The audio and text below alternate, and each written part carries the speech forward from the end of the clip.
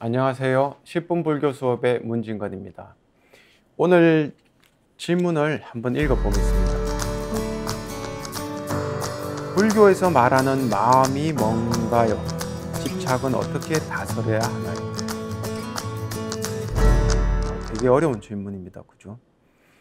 우리가 불교를 접하다 보면, 물론 불교를 모르시는 분들, 또는 불교를 공부하기 시작하신 분들, 제일 많이 쓰는 단어가 마음이라는 단어입니다. 이 마음이라는 거는 정의하기도 어렵고 설명하기도 어렵습니다. 그럼 어떻게 이야기를 해봐야 될까요? 우리가 아침에 눈을 떠서 저녁에 눈을 감고 잘 때까지 계속 움직이는 게 있습니다. 계속 활동하고 있는 게. 그럼 뭐가 있죠? 몸이 있고 마음이 있습니다. 그죠? 그럼 우리가 우리라고 할 때 몸과 마음으로 이루어져 있거든요. 그럼 몸과 마음에서 몸이 움직이는 것을 어떻게 알 수 있습니까? 마음이 그걸 감지해서 알 수 있습니다. 결국 마음이라는 것은 경험이 일어나는 하나의 현장입니다. 그렇게 말하는 게 좋을 것 같아요. 마음에서 모든 경험이 일어나고 있습니다. 이 마음을 불교에서는 5가지 갈래로 나누어서 이야기합니다. 그걸 오온이라고 합니다. 오온은 스칸다라고 하는 범어를 사용하는데, 스칸다라는 것은 다발이란 뜻이거든요. 묶음. 우리 무슨 풀들을 이렇게 묶어 가지고 보관할 때 다발이라고 하는데, 5가지 다발로 이루어진 마음의 세계, 이렇게 말할 수가 있겠습니다. 오온은. 오온에는 뭐가 있느냐? 색과 수와 상과 행과 식, 이렇게 5가지로 나누어서 이야기를 합니다. 색이란 것은 물질을 이야기합니다. 물질은, 우리 몸은 물질로 이루어져 있죠. 그리고 몸을 둘러싼 환경도 물질로 이루어져 있습니다.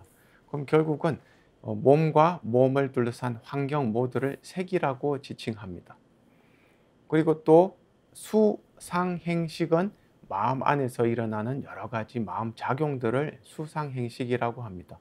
그럼 왜 마음에서 일어나는 활동들을 이야기하는데 색을 왜 그 안에다가 집어넣나요? 이렇게 이야기하거든요. 색은 물질인데, 근데 물질도 사실은 우리 마음이 감지하기 때문에 물질이 있다는 걸 알 수 있습니다. 그래서 오온 안에는 색의 세계도 같이 들어가 있습니다. 다른 말로 하면 우리 마음의 세계는 우리의 경험의 세계를 그대로 반영하는 곳입니다. 결국 우리 마음 속에서 일어나는 모든 일은 세상에서 일어나는 일이다, 이렇게 이야기를 할 수가 있습니다.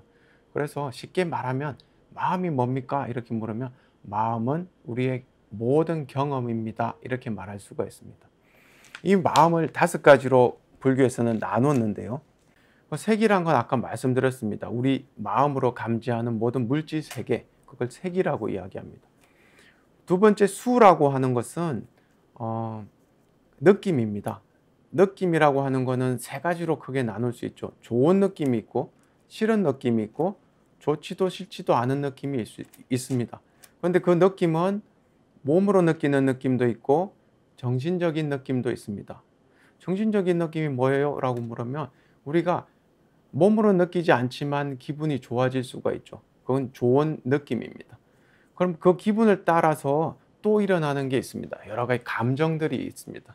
우리가 기분이 있고 기분 상태에 따라서 또 거기에 2차적인 감정이 일어납니다. 그래서 슬픔, 노여움, 분노, 공포, 이런 두려움, 이런 모든 것들은 다 감정이라고 합니다. 이 모든 것을 묶어서 이제 우리가 수라고 이름을 붙입니다. 상이라고 하는 것이 있습니다. 상은 영어로는 이미지라고 번역이 됩니다. 이미지라고 하는 게 뭐냐면은 우리가 하는 무수한 경험들이 우리 마음속에 여러 가지 이미지로 각인이 되거든요. 우리가 보고 듣고 맛보고 냄새 맡고 그리고 촉감을 통해 가지고 여러 가지 이미지들이 들어와 있습니다. 그 이미지들은 저장되어 있다가 또 새로운 경험을 했을 때 그 경험의 정보와 마음속에 있는 이미지가 만났을 때 우리가 각인이 되고 인식이 됩니다. 그러면 이게 꽃이구나, 내가 방금 본 게 꽃이었구나, 또 물맛이 예전과는 다르구나, 이렇게 인식하는 것을 우리가 상이라고 합니다. 다른 말로 표상작용이라고도 이야기하고 인식작용이라고도 이야기합니다. 네 번째, 행이라고 하는 게 있습니다. 행은 굉장히 광범위한 개념입니다.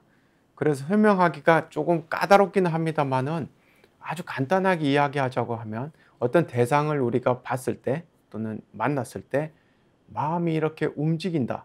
마음이 움직이는 것을 행위다라고 표현합니다. 마음이 움직이는 게 뭐죠? 마음이 쏠립니다. 우리가 무관심한 것에는 마음이 쏠리지 않는데 관심이 생기면은 마음이 쏠립니다. 그때 마음이 쏠리는 상태, 마음의 상태, 그걸 주로 행위라고 합니다. 그걸 이제 우리는 조금 더 구체적으로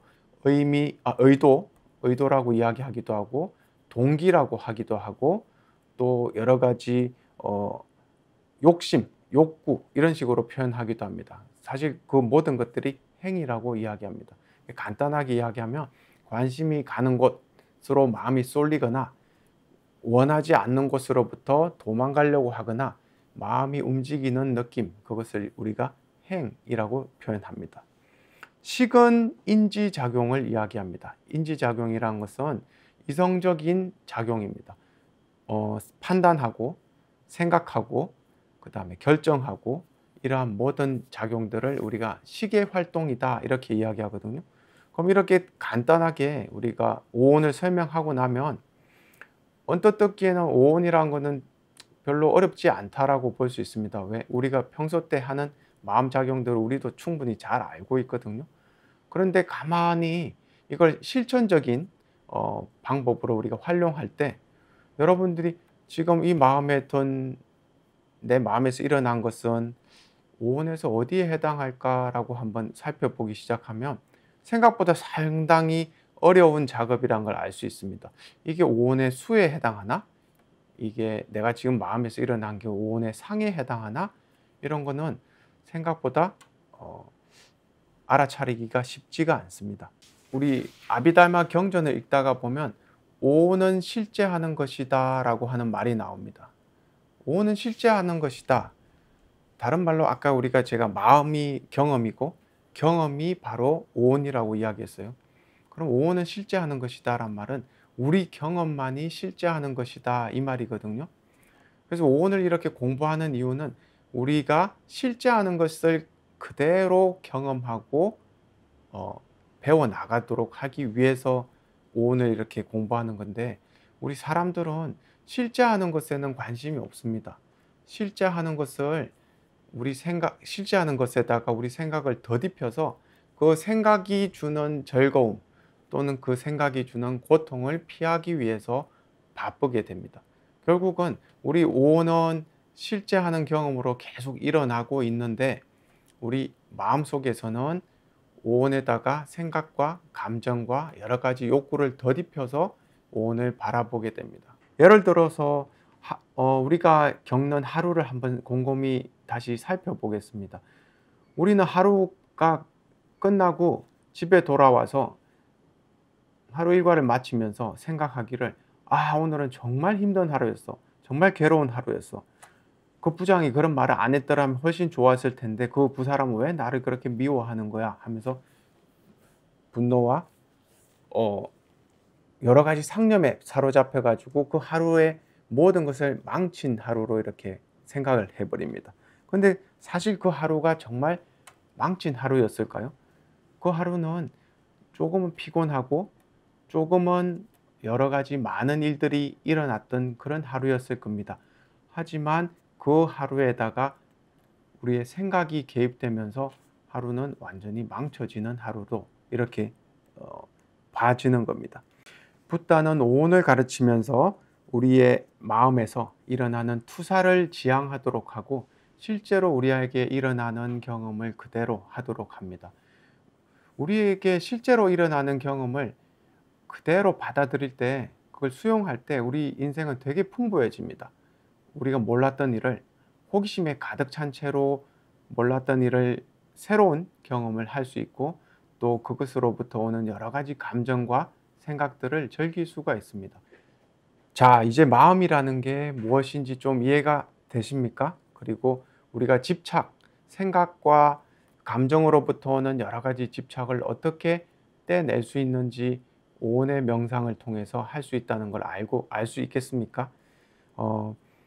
불교에서는 말하는 마음 또 집착에 대해서 알아보는 시간을 가졌습니다.